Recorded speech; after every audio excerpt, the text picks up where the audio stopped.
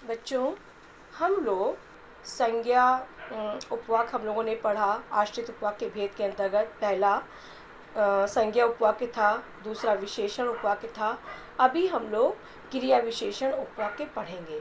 संज्ञा उपवाक्य के अंतर्गत हम लोगों ने पढ़ा था कि जब आश्रित उपवाक्य की मुख्य उपवाक्य की संज्ञा के स्थान पर आ जाता है तब वो संज्ञा उपवाक्य हो जाता है। विशेषण उपवाक्यों में हम लोगों ने पढ़ा था जब आश्रित उपवाक्य मुख्य उपवाक्य की संज्ञा या सर्वनाम की विशेषता बताता है तब वो विशेषण उपवाक्य हो जाता है। अब हम लोग पढ़ेंगे क्रिया विशेषण उपवाक्य। क्रिया विशेषण उपवाक्य में जब किसी वाक्य में आने वाले जो आश्रित उपवाक्य है, किसी वाक्य में आने वाला आश्रित उपवाक्य मुख्य उपवाक्य की क्रिया की विशेषता प्रकट करे।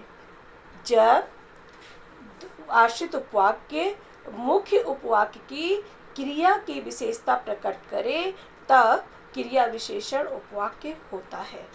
ठीक है, इस परिभाषा को इस प्रकार फिर से समझते हैं कि वाक्य में, किसी भी वाक्य में आने वाले जो आश्रित उपवाक्य मुख्य उपवाक्य की क्रिया की विशेषता प्रकट करते हैं उन्हें क्रिया विशेषण उपवाक्य कहते हैं। उदाहरण के द्वारा समझेंगे।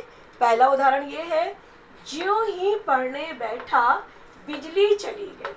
अब पढ़ने बैठा क्रिया थी, क्रिया की विशेषता बताया ज्यों ही पढ़ने बैठा, तो ये क्रिया विशेषण उपवाक्य कहलाएगा।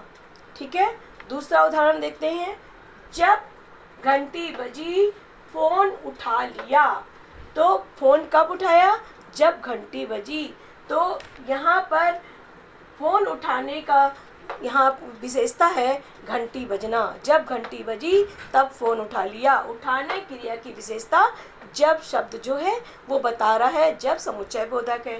क्रिया विशेषण उपवाक्यों में जब, तब, यदि, तो, जहाँ, तहाँ, यहाँ, वहाँ आदि समुच्चय बोधक शब्दों का प्रयोग करके क्रिया विशेषण उपवाक्यों का प्रारंभ होता है। क्रिया विशेषण उपवाक्य बनाए जाते हैं।